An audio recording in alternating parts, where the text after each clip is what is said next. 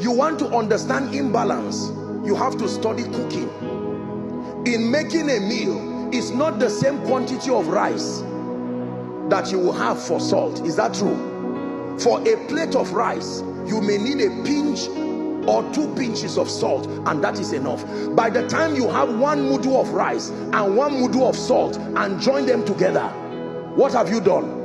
The ingredients are there, but not to that degree. Or by the time you cook a nice delicious rice and then you ignore salt.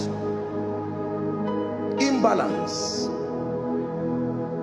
It is the reason why believers in our world today have not been able to rise to that stature. Remember, the Bible says we are kings and priests.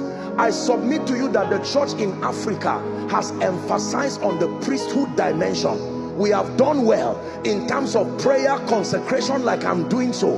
The average believer in Nigeria and Africa is not naive as to their spiritual development. That priesthood part, we have gotten it well, but the kingly part, there is a lot of ignorance among believers. That is the reason why we cannot dominate the mountains and bring glory to the Lord. That is why believers can be praying in tongues, while politically and sociologically we become victims of situations and circumstances.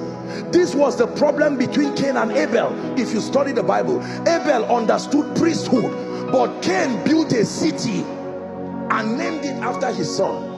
Are we together now?